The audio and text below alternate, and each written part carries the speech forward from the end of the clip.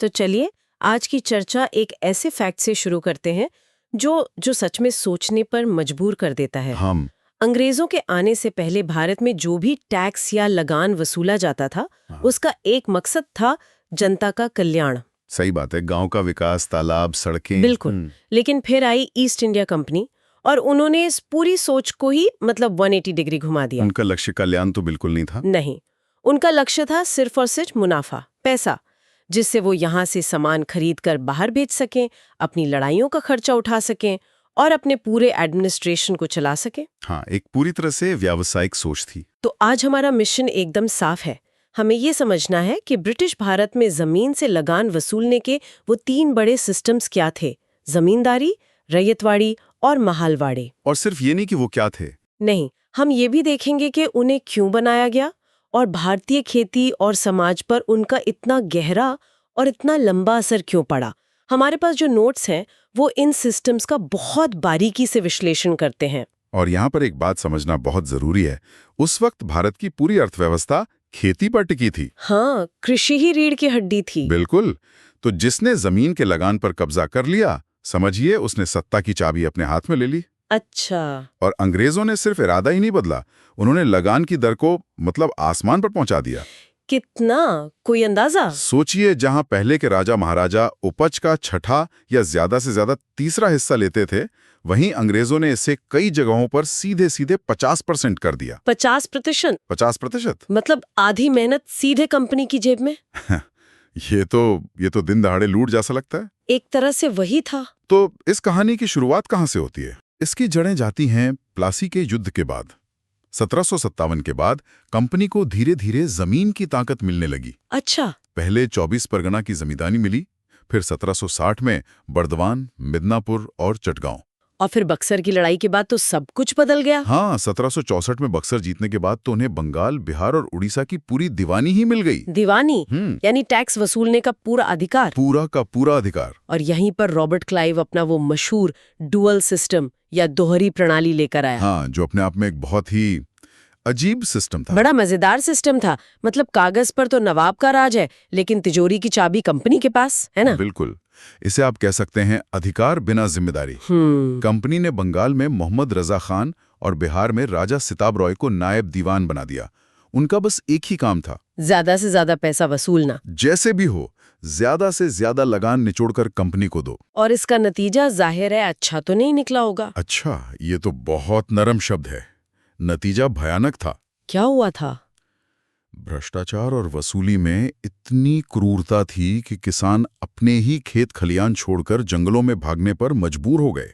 अपने ही घर से भागना पड़ा? हाँ, और इसी तबाही के बीच 1769-70 में बंगाल का वो भयानक अकाल पड़ा। ओ हाँ, जिसके बारे में हमने पढ़ा है। जिसमें कहते हैं 1/3 आबादी खत्म हो गई, लेकिन कंपनी की लगान वसूली पर कोई फर्क नहीं पड़ा। वो उतनी ही बेरहमी से जारी रही। मतलब लोगों के मरने से भी उन्हें कोई फर्क नहीं पड़ा। तो ये साफ था कि ये सिस्टम चलने वाला नहीं था। बिल्कुल नहीं। फिर क्या हुआ? किसी ने इसे बदलने की कोशिश की? हाँ, इसके बाद आए वॉरेन हेस्टिंग्स। उन्होंने 1772 में इस दोहरी प्रणाली को खत्म किया और कंपनी का सीधा कंट्रोल स्थापित किया। अच्छा, तो कुछ सुधार हुआ? सुधार तो नहीं कह सकते, उनका तरीका भी कुछ खास अच्छा नहीं था। उन्होंने इजारेदारी प्रथा या फार्मिंग सिस्टम शुरू किया। फार्मिंग सिस्टम, ये क्या था? इसमें जमीन से लगान वसूलने का ठेका नीलाम किया जाता था। जो सबसे ज्यादा बोली लगाता उसे 5 साल के लिए, बाद में फिर 1 साल के लिए वो इलाका मिल जाता था। 1 मिनट, ये तो और भी खतरनाक लगता है। क्यों? मतलब आपने किसी ऐसे ठेकेदार को ताकत दे दी जिसका जमीन से कोई लंबा लेना देना नहीं है। उसका तो एक ही मकसद होगा, कम से कम समय में ज्यादा से ज्यादा पैसा बनाना। आपने एकदम सही पकड़ा, यही इसकी सबसे बड़ी खामी थी। तो उन्होंने किसानों का खूब शोषण किया होगा। भयानक शोषण किया, जमीन की बेहतरी के लिए एक पैसा खर्च नहीं किया। नतीजा ये हुआ कि खेती का उत्पादन गिरने लगा। और कंपनी को क्या इससे फायदा हुआ? वो भी नहीं, और तो और इसमें कंपनी के अधिकारी खुद सबसे बड़े भ्रष्टाचारी थे। अच्छा, कैसे? वो अपने नौकरों या एजेंटों के नाम पर छद्म बोलियां लगाते थे, जिन्हें बेनामीदार कहा जाता था, और सारा मुनाफा अपनी जेब में डालते थे। वाह, मतलब सिस्टम के अंदर ही घोटाला। हाँ, तो कंपनी को भी कोई वित्तीय स्थिरता नहीं मिल रही थी। तो यहाँ तक की कहानी ये है कि कंपनी के सारे शुरुआती एक्सपेरिमेंट फेल हो गए। वो न तो एक स्थिर इनकम बना पाए और न ही सिस्टम को संभाल पाए। बिल्कुल, पूरी तरह अराजकता का माहौल था। इसी उलझन को सुलझाने के लिए लॉर्ड कॉर्नवालिस को भेजा गया होगा। बिल्कुल, कॉर्नवालिस को 1786 में इसी मिशन पर भेजा गया कि भाई एक स्थायी समाधान निकालो। और उनके सामने आते एक बड़ी बहस छिड़ गई। हाँ, एक तरफ थे जॉन शोर, जो कहते थे कि जमीन के असली मालिक जमींदार हैं, और दूसरी तरफ थे जेम्स ग्रांट, जिनका मानना था कि सारी जमीन सरकार की है, जमींदार तो बस टैक्स कलेक्टर हैं। तो कॉर्नवालिस ने किसकी बात मानी? कॉर्नवालिस ने जॉन शोर की बात मान ली। और इसी बहस से निकला वो सिस्टम जिसने भारत के बड़े हिस्से का भविष्य तय कर दिया, स्थायी बंदोबस्त या परमानेंट सेटलमेंट। 1793 में इसे लागू किया गया। हमारे नोट्स बताते हैं कि इसके पीछे 3 बड़े कारण थे: आर्थिक, राजनीतिक और प्रशासनिक। हाँ, तीनों ही बहुत महत्वपूर्ण थे। पहला, आर्थिक कारण क्या था? देखिए, आर्थिक कारण ये था कि कंपनी को एक फिक्स्ड और रेगुलर इनकम चाहिए थी ताकि वो अपना बजट बना सके। ठीक है। उन्हें ये भी उम्मीद थी कि जब जमींदार को पता होगा कि लगान हमेशा के लिए फिक्स हो गया है, तो वो जमीन में इन्वेस्ट करेगा, क्योंकि ज्यादा पैदावार का सारा फायदा जमींदार का होता। और राजनीतिक कारण, वो तो बहुत चालाकी भरा लगता है। हाँ, वो बहुत चालाकी भरा था। अंग्रेज जमींदारों के रूप में एक ऐसा अमीर और वफादार क्लास बनाना चाहते थे जो मुश्किल वक्त में, जैसे किसी विद्रोह के समय, अंग्रेजों का साथ दे। अच्छा, तो एक लॉयल सपोर्ट बेस तैयार करना था। और तीसरा, प्रशासनिक कारण। वो तो बहुत सीधा साधा था। लाखों किसानों से एक एक करके टैक्स वसूलने में जो सिरदर्द और खर्चा था, उसके मुकाबले कुछ 100 जमींदारों से पैसा लेना कहीं ज्यादा आसान और सस्ता था। तो इस सिस्टम की खास बातें क्या थीं? और वो सूर्यास्त का नियम क्या था जिसके बारे में बहुत सुना है? इस सिस्टम में जमींदारों को जमीन का मालिक बना दिया गया, जो पीढ़ी दर पीढ़ी चल सकता था। वो जमीन बेच भी सकते थे। और लगान? सरकार का हिस्सा कुल लगान का 10/11 तय हुआ, और 1/11 हिस्सा जमींदार को अपने खर्चों के लिए मिलता था। और ये सनसेट रूल? अब आते हैं सनसेट रूल पर। ये सबसे क्रूर नियम था। इसका मतलब था कि अगर कोई जमींदार एक तय तारीख के सूर्यास्त तक लगान जमा नहीं कर पाया, तो उसकी पूरी जमींदारी बिना कोई सवाल जवाब किए नीलाम कर दी जाएगी। क्या? बस नीलाम? हाँ, कोई रियायत नहीं, कोई सुनवाई नहीं। बाप रे, ये तो बहुत ही सख्त था। इसका मतलब तो ये हुआ कि पीढ़ियों से चले आ रहे कई पुराने जमींदारों की जमींदारी रातों रात छिन गई होगी। बिल्कुल, लगान की दरें इतनी ज्यादा रखी गई थीं कि कई पुराने जमींदार पैसा चुका ही नहीं पाए। कोई आंकड़ा है हमारे पास? हमारे नोट्स में एक चौंकाने वाला आंकड़ा है। 1794 से 1819 के बीच लगभग 68% जमीनें बेच दी गईं। रुकिए, 68%? मतलब 2/3 से ज्यादा जमीनें हाथ बदल चुकी थीं। हाँ। ये तो जबरदस्त उथल-पुथल रही होगी। हाँ, और इससे एक और नई समस्या पैदा हुई, जिसे उपसामंतीकरण या सब इन्फ्यूडेशन कहते हैं। 1 मिनट, उपसामंतीकरण, ये सुनने में बड़ा भारी शब्द लग रहा है। हाँ, भारी है, पर इसका मतलब बहुत सीधा है। इसे ऐसे समझिए कि आपने एक मकान किराए पर लिया। ठीक है। फिर आपने उसका एक कमरा किसी और को किराए पर दे दिया, और उसने उस कमरे का एक कोना किसी तीसरे को दे दिया। अच्छा, मतलब बिचौलियों की एक पूरी चेन बन गई। बिल्कुल, हर कोई बीच में अपना मुनाफा निकाल रहा है, और असली बोझ सबसे नीचे वाले पर बढ़ता ही जा रहा है। नए जमींदार शहरों में रहते थे और जमीन को कई लेयर्स में किराए पर दे देते थे। और इस पूरी पिरामिड के सबसे नीचे बेचारा किसान था। हाँ, जो अपनी ही जमीन पर अब सिर्फ एक किराएदार बनकर रह गया था। उस पे क्या बीती? किसान के लिए ये पूरी तरह विनाशकारी था।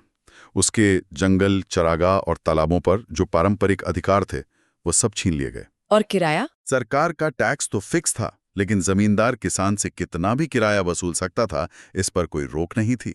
तो किसान पर तो तिहरा बोझ पड़ गया होगा। हाँ, बिल्कुल। सरकार, जमींदार और साहूकार का तिहरा बोझ, जिसके नीचे वो हमेशा के लिए दब गया। तो स्थायी बंदोबस्त कंपनी के लिए भी पूरी तरह फायदेमंद नहीं रहा, क्योंकि उनकी इनकम हमेशा के लिए फिक्स हो गई। सही बात है। और तब तक उन्होंने दक्षिण भारत भी जीत लिया था, जहां बंगाल जैसे बड़े बड़े जमींदार थे ही नहीं। तो वहां उन्होंने क्या जुगाड़ लगाया? तो एकदम सही सवाल। दक्षिण में जमींदार नहीं थे, इसलिए वहां रैयतवाड़ी प्रणाली शुरू की गई। रैयतवाड़ी? इसका श्रेय जाता है कैप्टन अलेक्जेंडर रीड और सर थॉमस मुनरो को। इसे 1820 के आसपास लागू किया गया। ये रैयतवाड़ी सिस्टम सुनने में तो थोड़ा बेहतर लगता है। इसमें सरकार सीधे रैयत यानी किसान से डील कर रही थी, बीच में कोई जमींदार नहीं। हाँ, कागज पर तो यही था। किसान को जमीन का मालिक भी माना गया। तो फिर इसमें क्या गड़बड़ थी? कागज पर यह वाकई बेहतर लगता था। मुनरो ने तर्क भी दिया कि ये भारत की पुरानी व्यवस्था है और इसमें सारा पैसा सीधा कंपनी के पास आएगा। टैक्स भी फिक्स नहीं था, उसे हर 20-30 साल में जमीन के सर्वे के आधार पर बदला जाना था। लेकिन असलियत बिल्कुल अलग थी। क्या मतलब? असल में क्या होता था? असल में जमीन का कोई ढंग का सर्वे होता ही नहीं था। अक्सर पिछले सालों के पेमेंट के आधार पर ही अंदाजे से टैक्स तय कर दिया जाता था, जिसे पुटकट मूल्यांकन कहते थे। और लगान की दरें यहाँ भी 45 से 50% तक थीं। और सबसे बुरी बात, फसल हो या ना हो, सूखा पड़े या बाढ़ आए, लगान पूरी बेरहमी से वसूला जाता था। और वसूली के तरीके भी निश्चय ही क्रूर रहे होंगे। इतने क्रूर कि आप सोच भी नहीं सकती। लगान वसूली के लिए टॉर्चर का इस्तेमाल इतना आम हो गया था कि अंग्रेजों को खुद इसकी जांच के लिए 1854 में मद्रास टॉर्चर कमीशन बनाना पड़ा। 1 मिनट, क्या कहा आपने? Torture commission? जी हाँ, मद्रास टॉर्चर कमीशन। मतलब लगान वसूली के लिए हो रहे टॉर्चर की जांच के लिए बाकायदा एक कमीशन बनाना पड़ा। बिल्कुल। इसी से अंदाजा लगाया जा सकता है कि हालात कितने खराब हो गए होंगे। इस सिस्टम ने किसानों को पूरी तरह साहूकारों के चंगुल में धकेल दिया, जिन्हें वहां चेट्टी कहा जाता था। किसान टैक्स भरने के लिए कर्ज लेता और फिर कभी उस जाल से बाहर नहीं निकल पाता था। और ये सिस्टम कितने बड़े इलाके पर लागू था? ये ब्रिटिश भारत के सबसे बड़े इलाके, लगभग 51% हिस्से पर लागू था। तो बंगाल में जमींदारों को बिचौलिया बनाया, दक्षिण में सीधे किसानों से डील कर ली, लेकिन उत्तर भारत में कहानी अलग थी। हाँ, वहाँ समाज का ढांचा अलग था। वहां तो गांव की एकता बहुत मजबूत थी। कोई एक मालिक नहीं था। तो वहाँ उन्होंने क्या किया? वहां उन्होंने तीसरा रास्ता निकाला, जिसे महालवाड़ी प्रणाली कहते हैं। महालवाड़ी। ये उत्तर भारत और गंगा घाटी के इलाकों में लागू हुई। यहाँ लगान की इकाई न तो जमींदार था न किसान, बल्कि पूरा महाल यानी गांव या जागीर थी। अच्छा, तो पूरे गांव के साथ डील होती थी। हाँ, सरकार पूरे गांव के साथ एक कॉन्ट्रैक्ट करती थी और गांव का मुखिया, जिसे लंबरदार या मुकद्दम कहते थे, सबकी तरफ से लगान इकट्ठा करके जमा करता था। ये आइडिया तो अच्छा लगता है, गांव की एकता को बनाए रखने वाला, पर मुझे शक है कि इसे भी ठीक से लागू नहीं किया गया होगा। आपका शक बिल्कुल सही है। 1822 में होल्ट मैकेंजी का जो पहला प्रस्ताव आया, वो इतना कठोर था कि आप यकीन नहीं करेंगे। कितना कठोर? उसमें लगान की दर किराए के 80 से 95% तक रखी गई थी। 95%? ये कौन सोच सकता है? मतलब किसान सिर्फ 5% पर जिंदा रहेगा। ये तो सरासर पागलपन है। जाहिर है ये बुरी तरह फेल हुआ। बाद में 1833 में विलियम बेंटिंक और आरएम बर्ड, जिन्हें उत्तर भारत में भूमि बंदोबस्त का जनक भी कहते हैं, हाँ, उन्होंने सुधार किए। लगान को घटाकर 66% किया गया और अवधि 30 साल तय की गई। लेकिन 66% भी तो बहुत ज्यादा है। बहुत ज्यादा था। इस इलाके में किसानों और छोटे जमींदारों में इतना गुस्सा भर गया था कि उसने 1857 के विद्रोह में आग में घी का काम किया। ये सिस्टम लगभग 30% इलाके पर लागू था। तो जमींदारी, रैयतवाड़ी, महालवाड़ी, 3 अलग-अलग नाम, 3 अलग-अलग तरीके। लेकिन जब हम इन सब का निचोड़ निकालते हैं, तो क्या किसान की हालत में कोई फर्क था या नतीजा हर जगह एक ही था? नाम और तरीके भले ही अलग थे, लेकिन हर सिस्टम का नतीजा भारतीय किसान के लिए एक ही था, तबाही। तो इसके कुछ कॉमन असर क्या थे? हम इसके कुछ कॉमन असर देख सकते हैं। पहला था सार्वभौमिक दमन। सिस्टम कोई भी हो, लगान की दर बहुत ज्यादा थी और वसूली का तरीका बेहद क्रूर। दूसरा जमीन का वस्तुकरण, मतलब कमोडिफिकेशन ऑफ लैंड। जो जमीन पीढ़ियों से मां समझी जाती थी, वो अब बाजार में बिकने वाली एक चीज बन गई, जिसे खरीदा, बेचा और गिरवी रखा जा सकता था। बिल्कुल। और इसने गांव के पारंपरिक सामाजिक ताने बाने को तोड़ दिया। और इसका सबसे सीधा असर कर्ज के रूप में दिखा होगा। हाँ, तीसरा और सबसे भयानक नतीजा था ग्रामीण ऋणग्रस्तता। किसान टैक्स चुकाने के लिए साहूकार से कर्ज लेता था और फिर पीढ़ी दर पीढ़ी उस कर्ज के जाल में फंसा रहता था। और खेती पर इसका क्या असर हुआ? चौथा था कृषि का ठहराव।